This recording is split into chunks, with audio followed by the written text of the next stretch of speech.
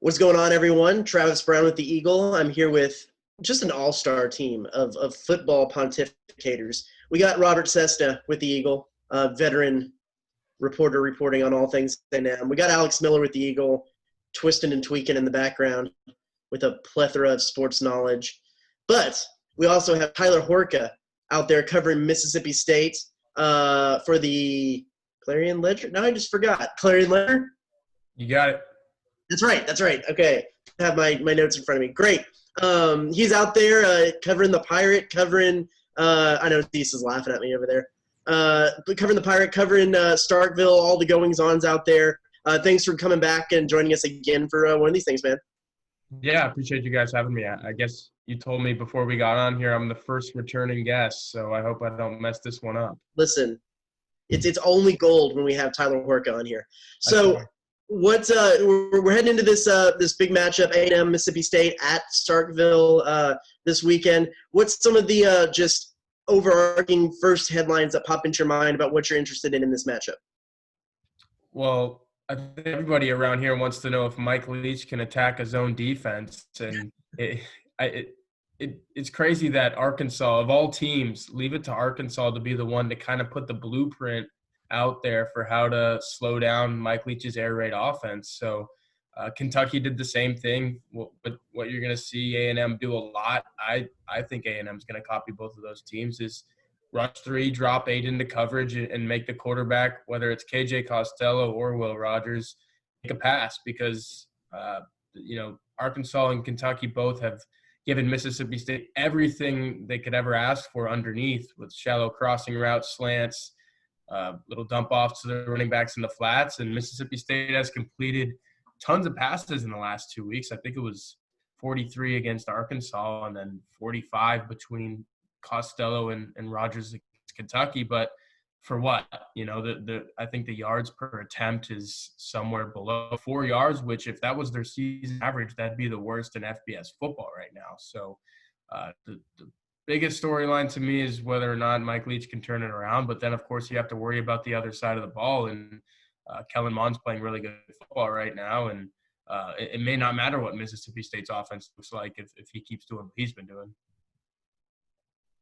Yeah, I was wondering, Tyler, with Leach coming out sounding like he might go ahead and make a lot of changes, has he threatened to take you out of the press box? I just wonder if his rant, extended to you.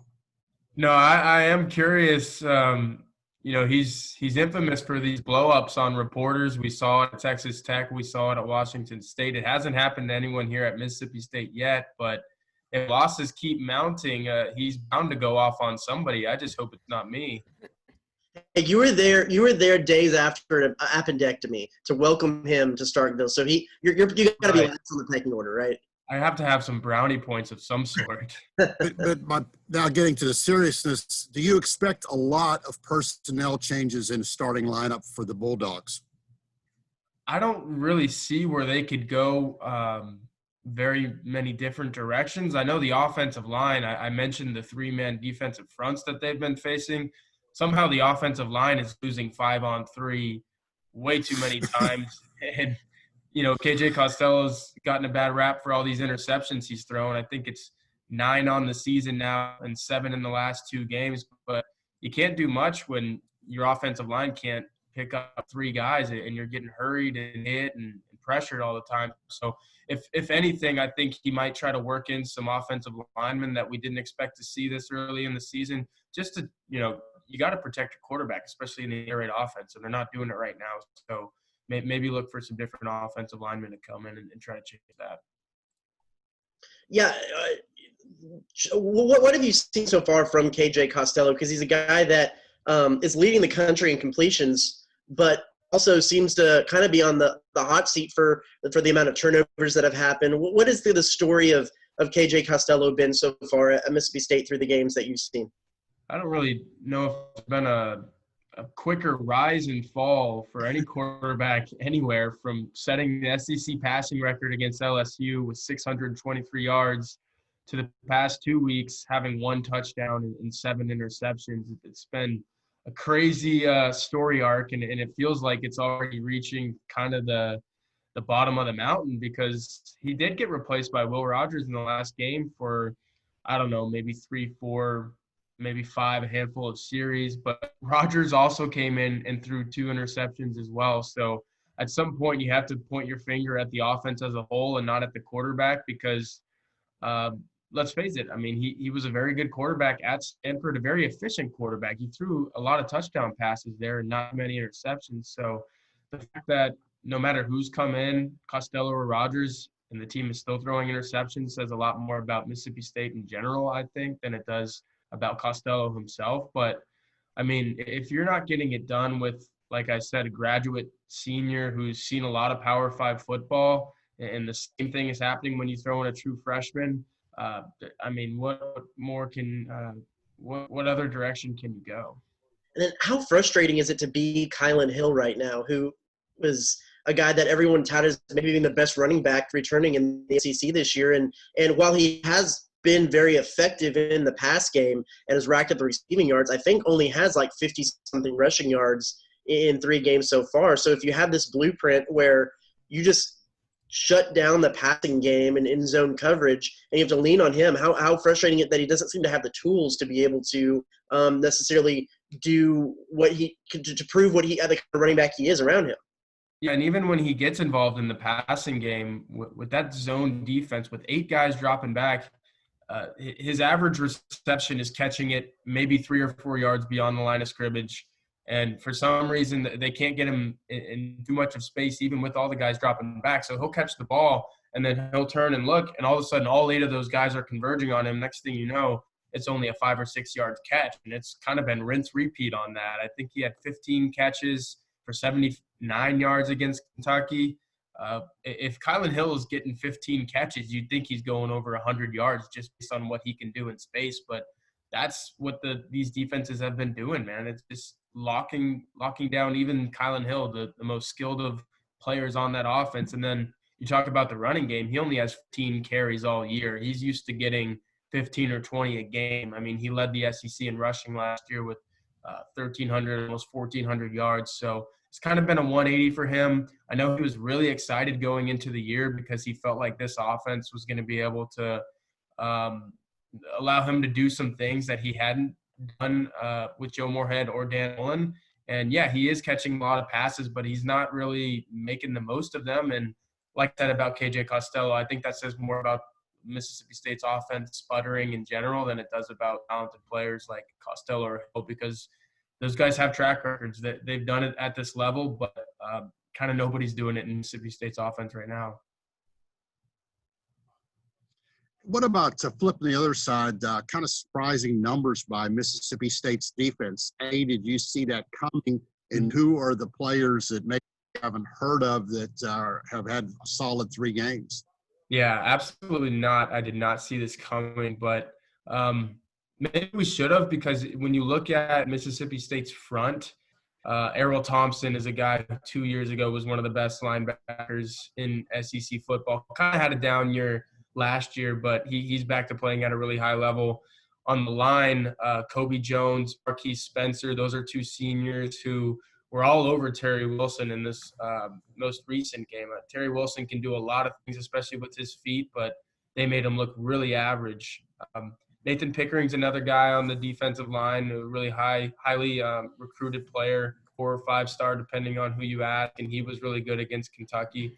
But I think overall it's just been a collective effort of buying into defensive coordinator Zach Arnett's scheme. Zach Arnett, a guy coming from San Diego State, he had the Aztecs playing really well defensively while he was there, and you can kind of see it here. Mississippi State's defense, tons of stunting, tons of twists and turns on the defensive line, kind of keeps the opposing quarterback guessing. And then on the back end, I think those guys have really held up. It was really inexperienced secondary coming in, a lot of questions about them, but I think the defensive line and the linebackers have played so well, it's kind of eased up the pressure on those guys on the back. And when they have had to make plays, they've stepped up. The 2 touchdowns against Arkansas, the only 2 touchdowns they gave up in that game, were blown assignments. That's what you expected out of the Mississippi State secondary coming in. But overall, I mean, They held Kentucky to 157 yards and lost the football game. I don't think you can put the fingers at the defense. What is the like we've mentioned, it's one of the craziest starts to a coaching era at a school anyone can think of. What is the fan base's thoughts of the hire right now? Because I'm sure it's pretty split. I'm sure it could be pretty interesting. Yeah, I mean, look, you're 1-2, and your biggest rival up the road in Ole Miss is also 1-2. But if you look at those two hires and the way the fan bases are feeling about those two hires, Ole Miss fans are loving everything that's happening in Oxford right now because you hired Lane Kiffin to kind of turn the offense around and wow people, and he's going to get recruits because kids are liking the way they're playing. And look, they just scored 48 points against Alabama and put up more yards than anybody has against Nick Saban while Nick Saban has been at Alabama. But then you come down to Mississippi State and you hire Mike Leach to do the same thing Lane Kiffin's doing up there, turn around the offense, kind of put some eyes on this program and make this a place people want to play. I mean, this is the first time Mike Leach's offense as a head coach has never produced a score, a field goal, or a touchdown. They didn't score any points against Kentucky, and against Arkansas, the offense wasn't much better. So it's kind of the way you're losing. You're losing in a fashion that fans didn't expect, that fans don't want Mike Leach to be – I mean, Mike Leach is the offensive guru, right? They're losing because they can't score and they can't move the ball. And I wouldn't say the fan base is already out on the hire, but it's a little frustrating for them because this isn't what they expected. Do you think is there some leeway in the fact that with a complete 180 and necessarily the way that you're doing offense right now, that he has a little bit of time to get his players in there? Granted, he brought in a quarterback with him, but to be able to revamp the offense more in his image, or is the expectation that this is a guy who needed to be able to do it quickly? No, I think there's definitely a lot of leeway. You would have liked to have seen what they did against LSU carry over, but look, LSU just lost to Missouri, so maybe that win wasn't as big as everyone thinks anyway. This is a strange season. This is a weird season. Leach didn't have the time or what he thought he was going to have to implement his system. So whatever happens this year, they could go 1-9 probably, and people are going to give him his time. Now, if it doesn't look great next year with one of the highest rated quarterback recruits Mississippi State has ever had coming in, a kid out of Lubbock, Texas, where Leach obviously has some roots, and a couple really highly rated 4-star wide receivers coming in, like you said, he's going to be getting his guys. So if the offense still looks the way it does and it can't beat his own defense, and I do have confidence at some point Mississippi State's going to be able to go downfield against the zone, and they're going to be able to pick up the yards on third down. They were 5 of 17 on third down last week. It was not any good. I think that'll turn around because, like Mike Leach said after the Arkansas game, if rushing 3 and dropping 8 was, some extraordinary concept, he would have been out of business in the air raid a long time ago. He'll get it fixed, and I do agree with you that personnel might be a lot to blame. Anytime a coach comes in and these aren't his guys, it's just kind of trying to make it work at first, and right now it's not working. But you hire Mike Leach to make it work in the future, and that's the hope. And what has Mike Leach's demeanor been after the LSU victory when he was getting all the national call-in shows, what have you? How's he been the last 2 weeks after the loss? Yeah, it's funny. I guess on the field after the LSU game, he made that snide remark that he couldn't schedule the Patriots or the Packers or anybody like that, so he had to settle for playing LSU. I don't know if he wants to play anybody like the Patriots or Packers right now. They definitely wouldn't score any points, but he's been surprisingly calm. I think it's a guy that's been around for 20 years, and he understands that. And he just said it yesterday. He was like, I think people want success right away and want it to happen now, but that's not always the case. And maybe beating LSU in week 1 was not the best thing that could have happened because it puts more pressure on you. And you throw for 623 yards and people are like, all right, we're going to do that every week. Not necessarily the case, especially being at a new school and trying to do it, like I said to Travis, with guys that, these aren't his guys. So he's been calm. You can tell he's probably a little frustrated, but who wouldn't be after starting 1-2 and not putting any offensive points on the board in the last game? He's noted for doing strange things. For example, Washington State, he walked from the house every day to his office. Any strange things he's done so far that you've seen at Mississippi State, whether to relate to the fans or the players, just any Mike Leachisms so far that you picked up on? Well, I'm surprised he doesn't have a deal with Coke by now, because and maybe he does and they just haven't advertised it well enough, but after every single press conference, there's just a bottle of Coke sitting on his podium, and he'll have a witty remark. A lot of times I'm already turning off the recorder and I wish I hadn't, because he'll start walking away from the podium and he'll pick up the Coke. And I think best witty comment he's made is he was talking about the cardboard cutouts in the stands and how weird that is. And it's kind of like an episode of Twilight Zone. And he picked up the Coke and he said, "You guys might as well drink some Coke right now, because it won't be long before we're drinking fake Coke, like the fake fans in the stands. Enjoy it while you can," type thing. And he's a character. You can count on at least one off the cuff, off the wall quote per press conference, and if it doesn't go over well online on page views or whatnot, it'll go well on Twitter. So he's always good for that. He had a lot to say this week. I mean, of course, you guys, with his time at Texas Tech, he had a lot of run-ins with A&M, SMU. A&M. Yeah. What was some of the things he had to say about A&M, his time playing against them? I know I saw you tweeting out some different things about that history. Yeah, actually, during the whole coronavirus shutdown thing, I had a lot of time to do some reading, and I read his book. I don't know if any of y'all have Swing Your Sword.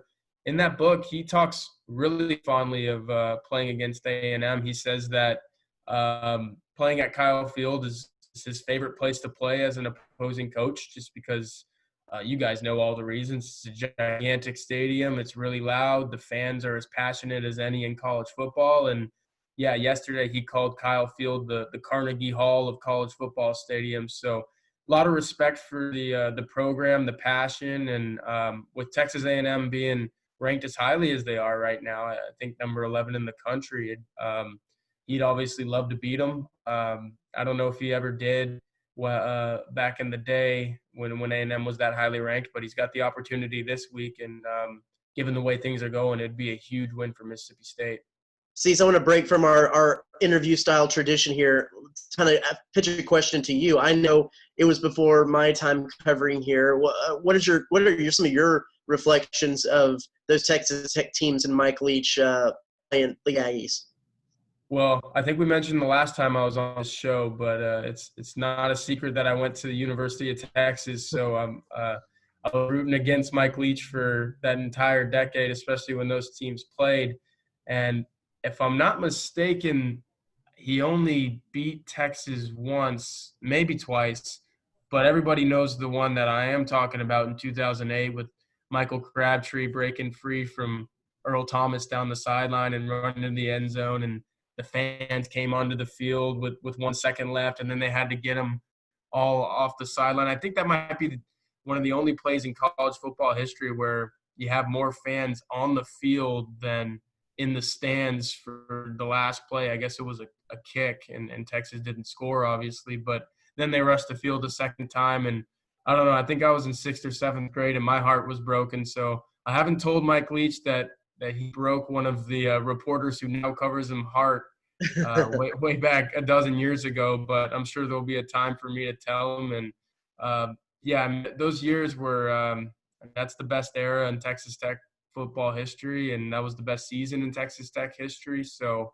I think that's another thing that gives Mississippi State fans a lot of hope, is that at Washington State, Texas Tech, he led those two programs to 11-win seasons, never been done before at either program. So they know the sky is potentially the limit, but right now it's going to take a while to get there, it looks like. Yeah. See, what are some of your memories of Texas Tech coming to A&M with Mike Leach at the helm?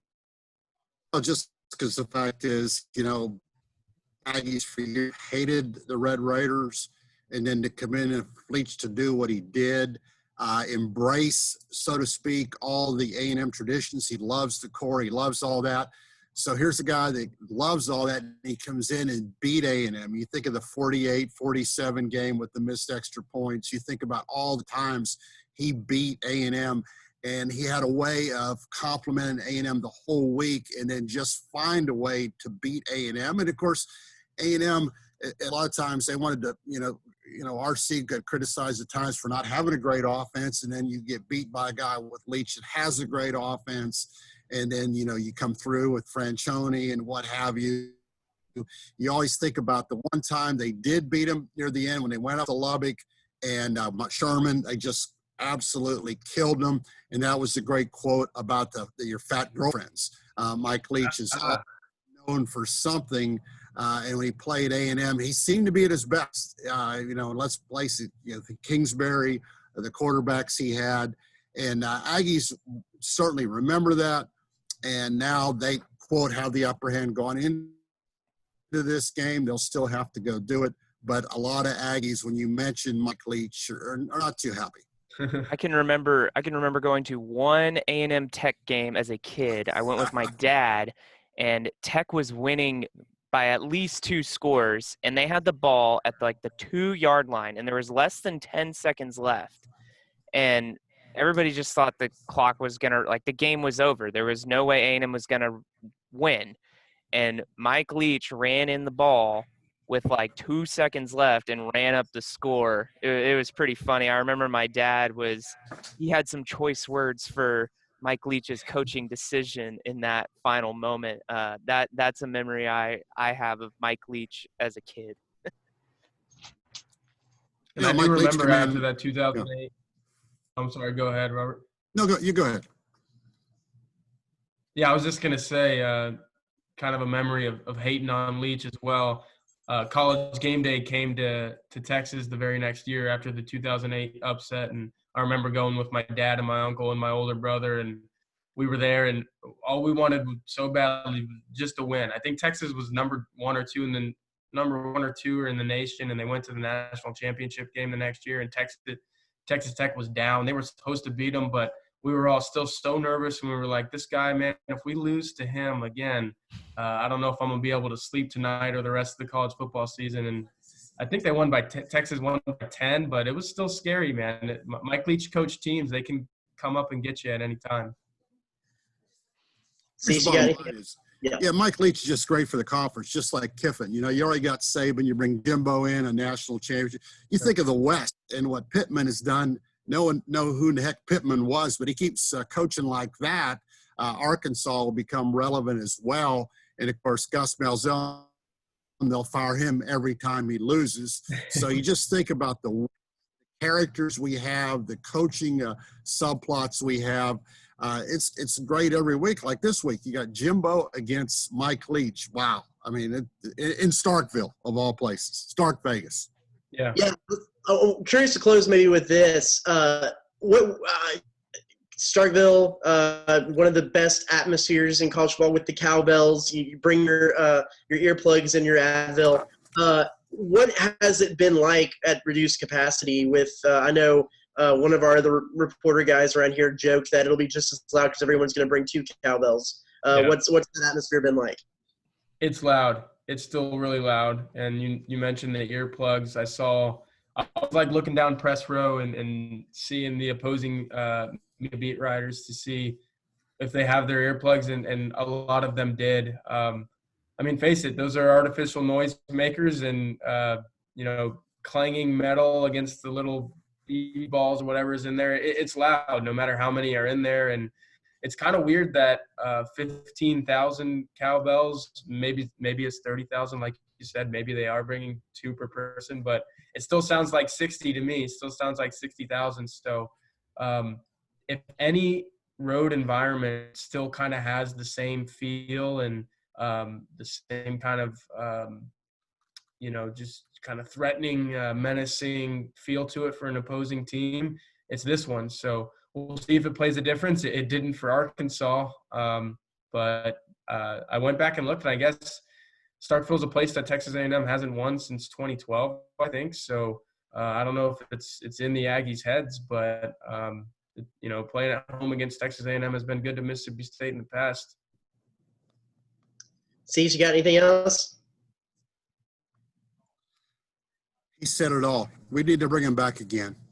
There you go. For a third time. Hey, let's go to the board. I know the spread this week is 6 points in favor of Aggies. Does Mississippi State cover the spread? Let's start with Alex. Ooh. I'm going to say no, just because of how Mississippi State played last week.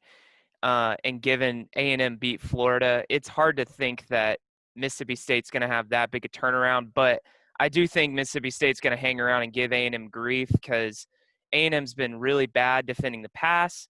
It sounds like Mississippi State, they're going to try and switch things up, however that looks.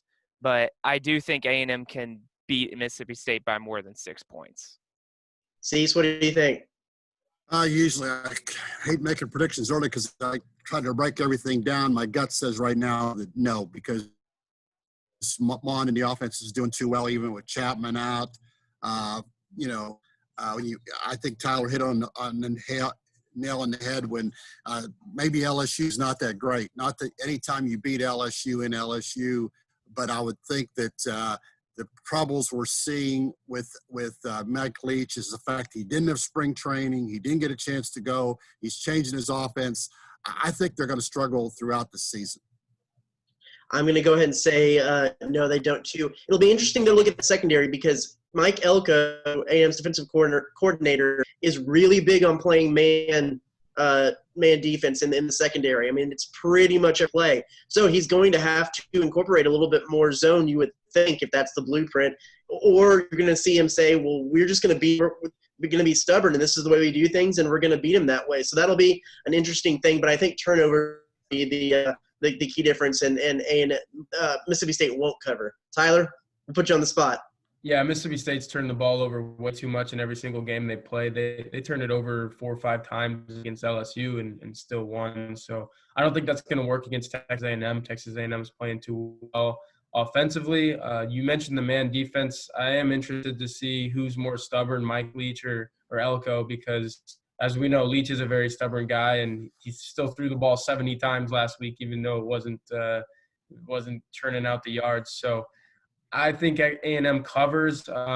Mississippi State could keep it to like a 10-point game, but I think that's best case scenario. A&M's playing too well, and I think you guys are finally seeing everything materialize under Jimbo Fisher, and this could be a pretty good year for him. So I've already messed up and almost not gotten your paper right, and then referred to A&M as SMU. So why don't we close this out with you saying where people can find your work and get a hold of you? Yeah, go ahead and go to Clarion-Ledger.com. You'll see all kinds of articles and pregame content there. And then for witty Mike Leach quotes and other stuff like that, you can find me at TB Horka, Horka. I almost messed up my own name there, Travis, so I'm right there with you on Twitter. And, I'll be keeping you guys updated all the way up until game time. And you've got, like, somebody who's making you, like, custom cartoons for your mailbag and stuff. Yeah. So, like, it's pretty legit what you got out there. Yeah, that's our old cartoonist, Marshall Ramsey, who used to work for us at the Ledger. He's really good. He's been a staple in Mississippi for much longer than I have, so I appreciate Marshall for drawing that up. It's a really good one. That's cool. That's cool, man. Well, thanks so much for joining us. Be sure to check his stuff later in the game. Check theeagle.com, and we'll talk to you again after the Aggies play Mississippi State in Starkville. Thanks, everyone.